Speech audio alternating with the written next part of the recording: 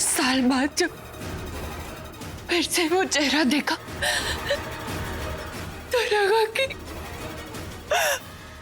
अंदर ही अंदर किसी तूफान ने मुझे घेर लिया था और उसी तूफान ने मुझसे मेरा सब कुछ छीन लिया।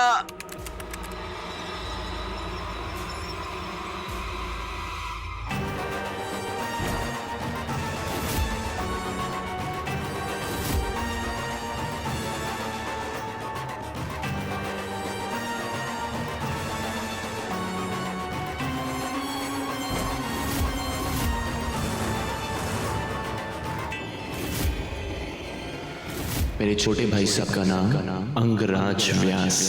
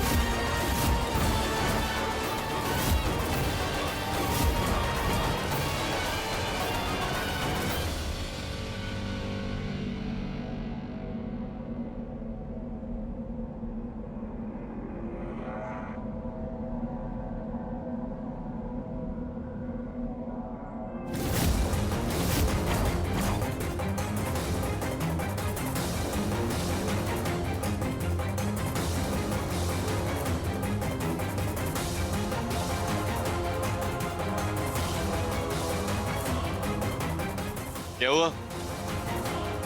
बस ऐसे ही एकटक देखती रहोगी या मेरे भाई को घर के अंदर भी आने दोगी?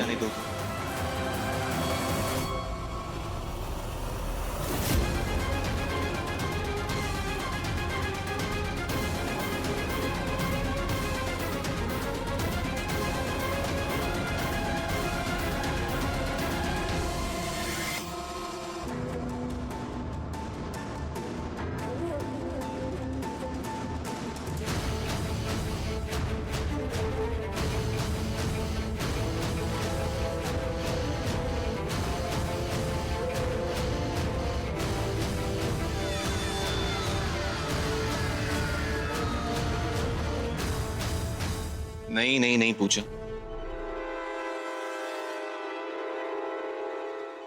इसका तिलक तो आज मां के हाथों से होगा।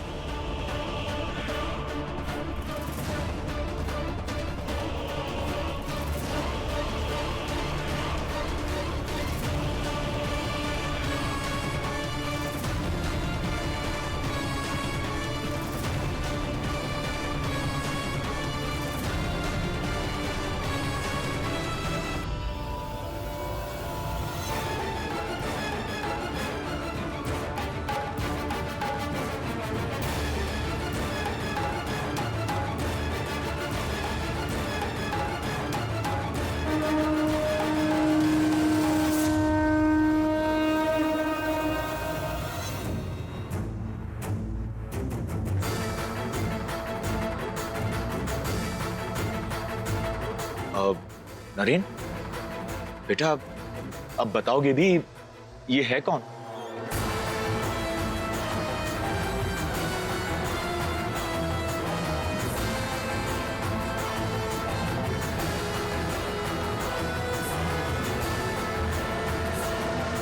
ये मेरा छोटा भाई है,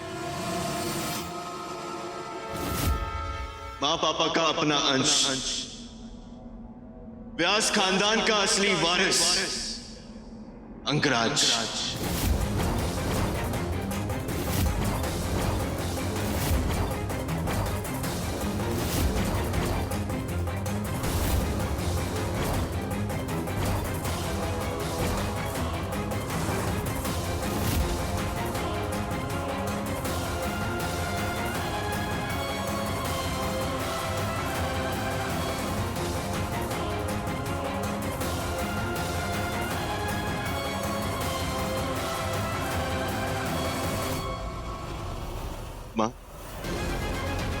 पापा,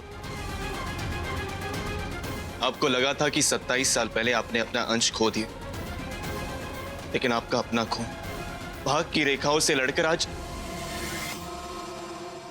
आपके सामने खड़ा है।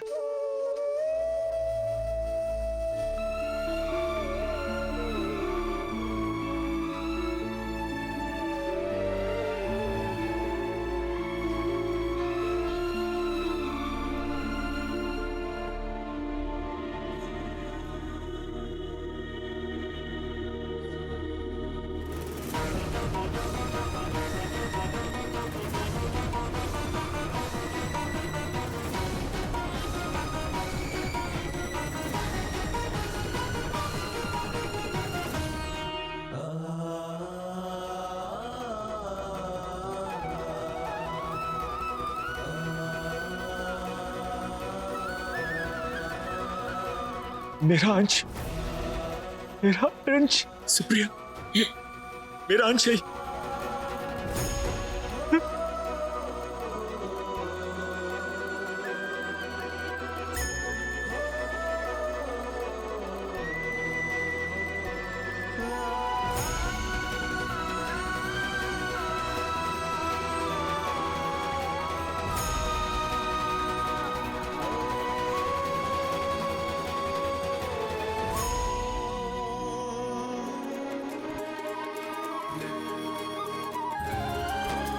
आओ बेटा, अंदर चलते।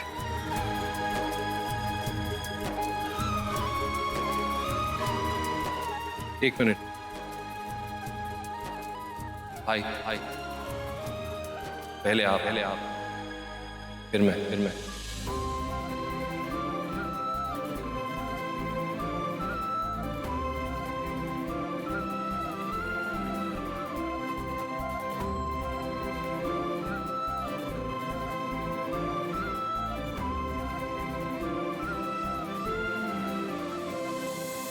दी, ये सब क्या था?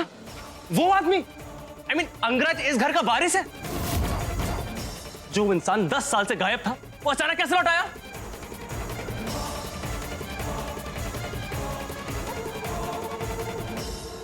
अंगराज व्यास।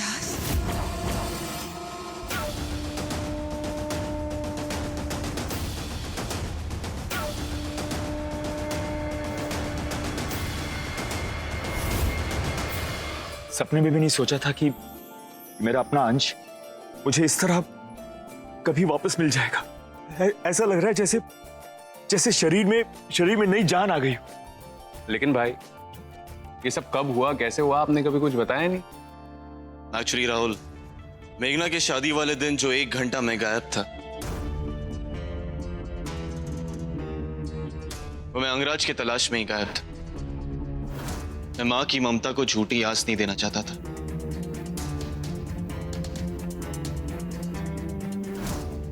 इसलिए जब तक मैं अंगराज के बारे में श्योर नहीं था, मैंने ये बात किसी से कही नहीं। इस फाइल में अंगराज के असली वारिस होने के सारे सबूत हैं।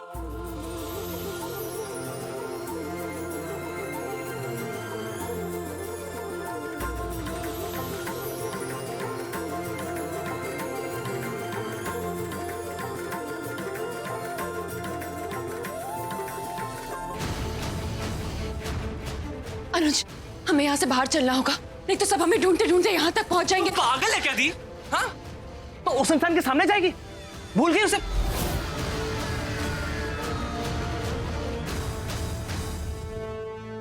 Come on! How is this possible? Fauci ने तो हमें खुद बताया था ना कि सुप्रिया का जो बच्चा पैदा हुआ था, that child was dead. फिर अचानक से ये कहां से आ गया? जब पूजा क्रूज पर गई हुई थी तो एक दिन आश्रम से मुझे डॉक्टर उप्रेती का फोन आया। उनकी हालत बहुत खराब थी, पर वो मुझसे अर्जेंटली मिलना चाहते थे। मैं कुछ समझ नहीं पाया और उनसे मिलने उनके हॉस्पिटल पहुंचा। क्या वो डॉक्टर साहब मुझसे इतना अर्जेंटली क्यों मिलना चाहते थे?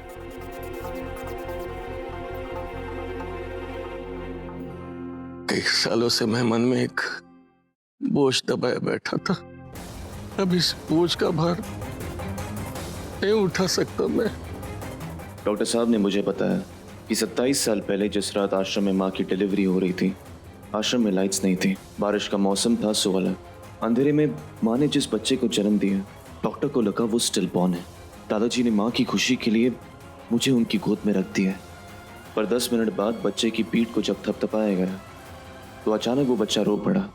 डॉक्टर साहब बच्चे को लेकर माँ के कमरे में पहुंचे, पर माँ और दादाजी के हाथ में मैं था और आंखों में खुशी के आंसू। डॉक्टर साहब की हिम्मत नहीं हुई कि माँ के अंश के जिंदा होने की खबर दें। हमारी फैमिली उस वक्त भी काफी जानी मानी थी और पापा के गुस्से के बारे में सब जानते थे, इसलिए कोर्ट कचहरी के डर से डॉक्टर साहब ने उस बच्चे को आश्रम के पालने में ही डाल दिया। वो बच्चा आश्रम में ही पलने लगा और उसे नाम मिला अंगराज। फिर क्या हुआ?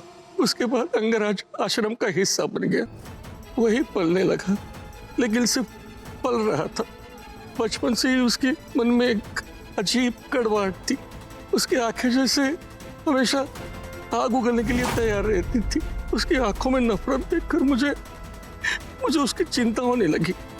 जैसे जैसे वो बड़ा होने लगा, उसका बर्ताव बद से बदतर होते चला गया। दिन ब दिन वो और चिड़चिड़ा और गुस्सैल होता चला गया। कभी आश्रम में तोड़फोड़ करता, कभी आश्रम के लोगों से मारपीट करता।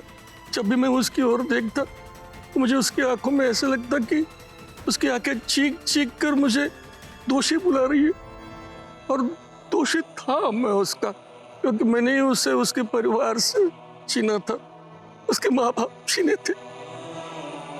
आश्रम के सभी गुरु ज्ञानी कहते थे कि अगर ओम का चिन्ह किसी भी तरह अंगराज के जीवन का हिस्सा बन जाए तो उसके स्वभाव में बदलाव आए।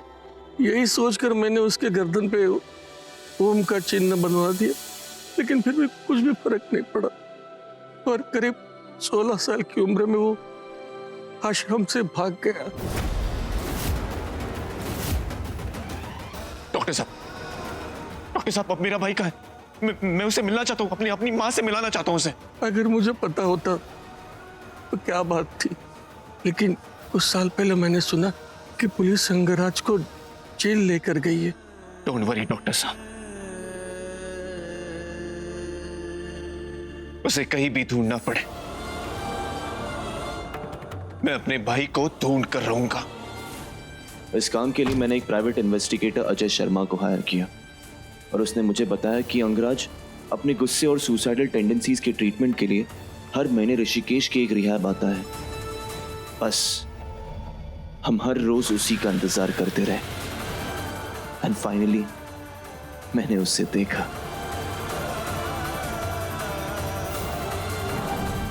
अंगराज को जब मैंने पहली बार देखा तो मन में एक बात आई। उसके मन के कड़वाड़ की बस एक ही दवा थी, मां की ममता। और इसलिए मैं जल्द से जल्द इसे आप सबके साथ लाना चाहता था।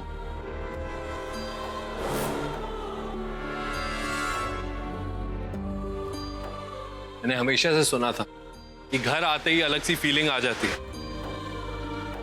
सच कहूं तो जिंदगी में आज से पहले इतना अपनापन मैंने कभी महसूस नहीं किया था।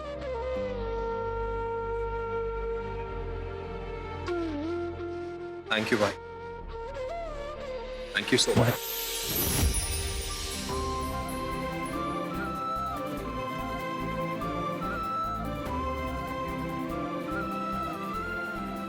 आज मैं गर्व के साथ कह सकता हूं कि इस घर का एक नहीं, इस घर के दो बेटे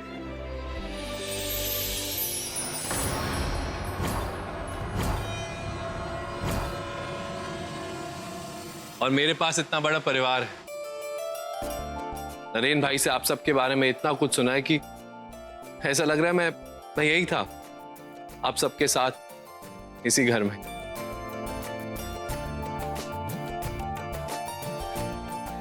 आप बुआ जी हैं, जो डिशेस आपने मेरे भाइयों को खिलाई है ना, वो आपको मुझे भी खिलानी पड़ेगी।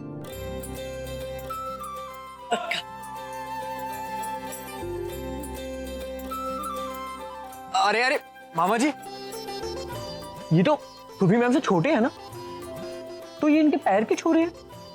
बेटा वेल टेक्निकली दानिश सुरभि अंगराज की भाभी है, पैर तो छूने पड़ेंगे।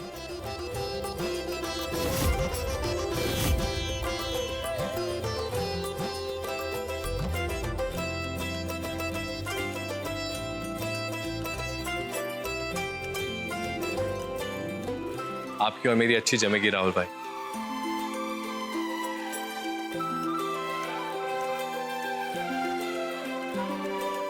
आप मेरी चाची एंड मासी है ना?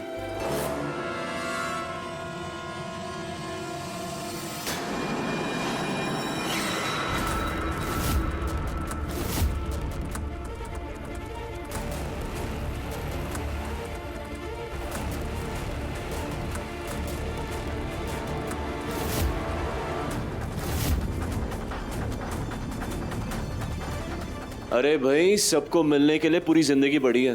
चलो थोड़ा आराम आराम कर लो। चलो चलो। एक मिनट।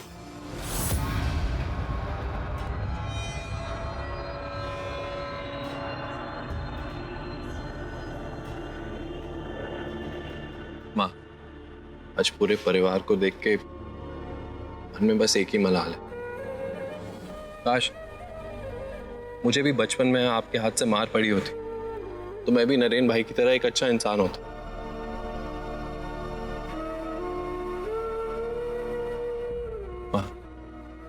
प्लीज मारिए ना, आपके तो हाथ की मार में भी लाड होगा।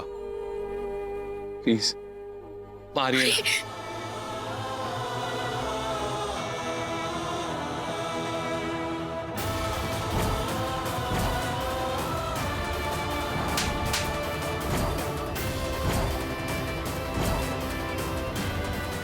नहीं दी, मैं तुझे इस घर में नहीं छोड़ सकता। ये घर तेरे लिए सेफ नहीं है। अब मैं तुझे यहाँ नहीं छोड़ने वाला। तू चल मेरे साथ, ये अपने घर चल।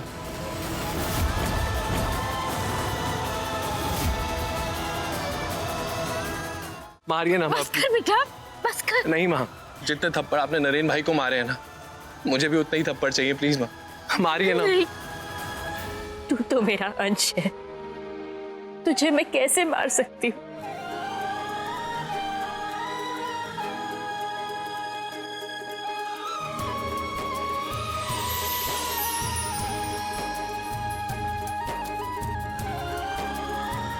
माँ, अब भाई को कुछ अपने हाथों से खाना खिलाओगी भी, या आज सबको सिर्फ बातों से ही पेट भरना है?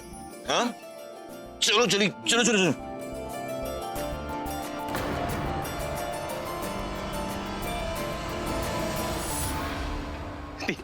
इससे पहले कि जीजू तुझे से मिलाने ले जाए, हमें ऐसे जाना होगा। तू उस इंसान के पास तक नहीं जाएगी। अनुज, कैसी बातें कर रहा है तू? इस वक्त उसे अवॉइड करना कोई सोल्यूशन नहीं। वैसे भी वो इस घर का बेटा है, मुझे उसका कभी ना कभी तो सामना करना ही होगा ना। दी, ये सब वारिस उसका इस व्यास मैंशन में घुसने की चाल है। इस बार मैं उसको छोड़ूंगा नहीं। अनुज, सबके सामने उसकी नस्लें दिखाऊंगा मैं। अनुज, क्या कर रहा है ये? छोड़, पागल हो दी, गया क्या? छोड़ मुझे, मैं बोल रहा हूं तुझे। छोड़ अनुज, दी, छोड़ो मुझे। छोड़। दिमाग खराब हो गया है अनुज। सबके चेहरे देखे तूने, सब कितने खुश हैं। अगर इस वक्त तू बाहर जाके कुछ भी करेगा ना अनुज, सब तुझसे ही अपसेट होंगे। नहीं दी, मैं तुझे उस इंसान के साथ एक छत के नीचे नहीं रहने दूंगा। अनुज, अनुज, नहीं दी। अनुज प्लीज शांत हो जा मेरे लिए। ठीक है दी, पर एक शर्त पर। आओ, ये हमारा कोर्टयार्ड और वो ऊपर तुम्हारे नरेन भाई का कमरा। अब बताओ, ऐसा लगा अपना घर? बहुत अच्छा है। हाय, जानती हूँ आप मुझे पहचानते नहीं। चलो अपना इंट्रोडक्शन मैं खुद ही दे देती हूँ। मैं आपके बड़े भैया की वाइफ, उनके जो भाई है उनकी वाइफ रेचल हूँ। How are you? I am good, nice to meet you. Same here. भाभी की भाभी से मिल लिया, अब तो कोई मुझे पूजा भाभी से मिला दो। उनसे मिलने के लिए दिल कब से बेचैन। हाँ यार, हमारी मैडम कहीं दिख नहीं रही है। जीजू, मैंने अनुज और दी को आउट हाउस की तरफ जाते हुए देखा। अच्छा, मैं देख के आता हूं। पूजा, पूजा कहाँ गई? मैं जीजू से कह दूंगा कि रेचल को आपकी जरूरत है और अगले 9 महीने तक आप यही रहेंगे। और 9 महीने बाद अपने डर से भागना कोई सोल्यूशन नहीं अनुज। मुझे अंगराज को फेस करने की आदत डालनी होगी। दी, तू जीजू को सब कुछ सच सच क्यों नहीं बता देती? अरे तेरी बात सुनते ही ना जीजू उसको खुद धक्के मार के इस घर से बाहर निकाल देंगे। लेकिन शायद इस वक्त अंगराज के खिलाफ कोई भी बात सबको कहानी ही लगे अनुज। कौन सी बात पूछा?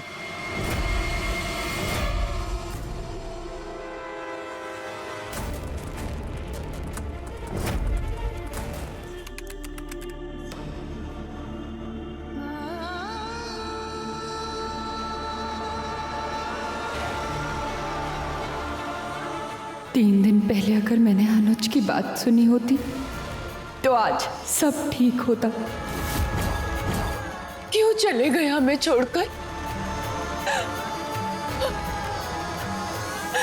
क्यों एक बार भी मेरे बारे में नहीं सोचा?